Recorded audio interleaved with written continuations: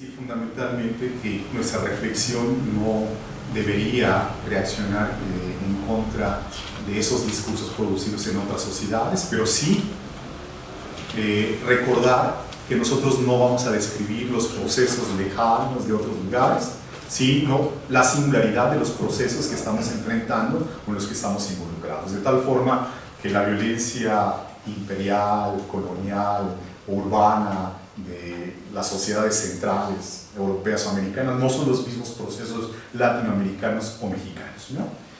Entonces, habría que decir que a pesar de esos desacuerdos, hay algunos consensos, y yo creo que la mayoría de ellos podrían ser enunciados bajo el reconocimiento de la variación de la violencia en las regiones y de la variación de la presencia de las instituciones estatales en esta. Tanto el texto de Calibas como el texto de Fernán González y González que hemos compartido insisten en la necesidad de explicar por qué varía la violencia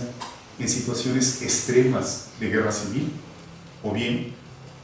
de guerra interna, que sería un concepto más adecuado para dar cuenta de lo que acontece con los procesos de violencia acumulados históricamente en nuestros países. Entonces, primer elemento de estos trabajos es la violencia se presenta de forma diferenciada mediante una forma de archipiélago en las regiones de una sociedad, tanto en el espacio urbano como rural. Les decía hace un momento,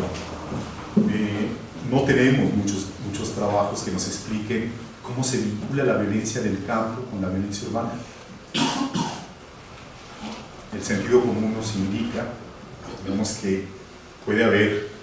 una transferencia de prácticas violentas de un espacio a otro, o sea, no solo del campo a la ciudad, sino de la ciudad también al campo, ¿no? Pero no tenemos estudios empíricos que nos expliquen qué tipo de actores, qué tipo de prácticas, qué tipo de dispositivos, digamos, de legitimación, qué reglas regulan esas prácticas,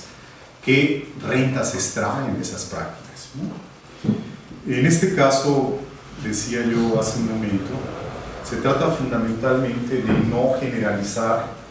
la presencia de la violencia en todos los campos de la vida social y en todas las regiones. Por ejemplo, en el caso de las fronteras territoriales, es evidente que allí vamos a encontrar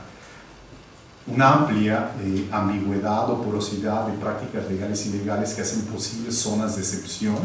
o ciertas formas de violencia de grupos ilegales, ¿no? Pero cuando hablamos de fronteras internas, tanto en el campo o en la ciudad, fronteras, digamos, de tipo racial o étnico, religioso, o cultural, o incluso obviamente de ingreso, vamos a ver cómo hay una variación muy importante de la intensidad de las prácticas como los mecanismos que se utilizan para victimizar o para producir un daño. Decía que esto nos invita a una geografía de la violencia. Necesitamos cartografiar los procesos de violencia con las consideraciones que hemos hecho hasta ahora, pero fundamentalmente se trata de localizar los núcleos, los enclaves de violencia, que siempre van a ser móviles. No hay que estigmatizar una región o una colonia popular como violenta. El dinamismo de la violencia como de la delincuencia nos lleva a ver cómo hay un desplazamiento de prácticas ilegales como parte del proceso de territorialización del espacio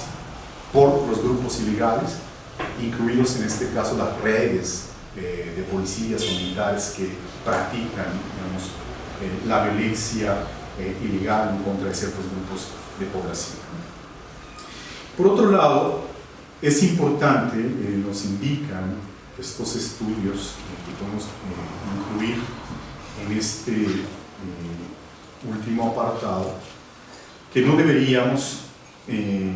desarrollar metáforas tales como la captura del Estado, porque nos impiden ver la dinámica de lo legal y lo ilegal dentro y fuera del Estado. Una de las recomendaciones, por ejemplo, que da CIPUL, por las políticas americanas teóricas de los márgenes estatales, establecían es que los procesos de corrupción e ilegalidad existen dentro y fuera de las oficinas estatales. Es decir, la ilegalidad no viene fuera del Estado. es co-constitutiva de la construcción de las instituciones estatales. Entonces, cuando decimos el Estado ha sido infiltrado, ha sido capturado, es un Estado fallido, estamos legitimando a funcionarios que tienen prácticas ilegales desde sus instituciones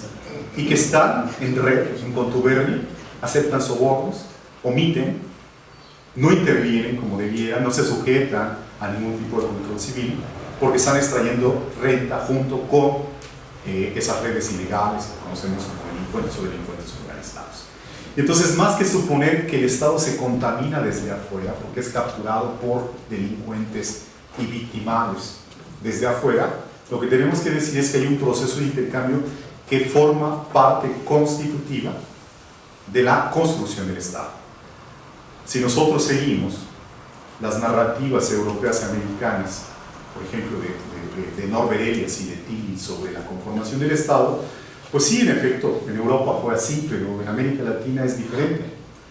En América Latina no tenemos estados, en realidad, que hayan terminado, digamos, su estatalidad. Es decir, nunca hemos tenido un Estado de Derecho. Es decir, nunca hemos sido modernos en el sentido político porque nunca hemos logrado instituciones de seguridad, de procuración y administración de justicia. Por lo contrario, la regla en América Latina, en nuestro país, es la impunidad, que reproduce los funcionarios de las mismas instituciones estatales encargadas del monopolio de la violencia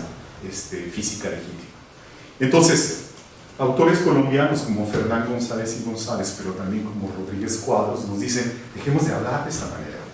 Pensemos históricamente que nuestras instituciones han enfrentado procesos de construcción muy complejos que dependen de factores climáticos, geográficos, de las redes comunitarias de convivencia, de cómo las poblaciones en las regiones se han articulado con el Estado nacional, de cómo el Estado existe realmente en las regiones. Es decir, dejemos de pensar que el Estado está en todos lados y tiene la capacidad de controlarlo todo en todos lados. En estas circunstancias es muy importante la idea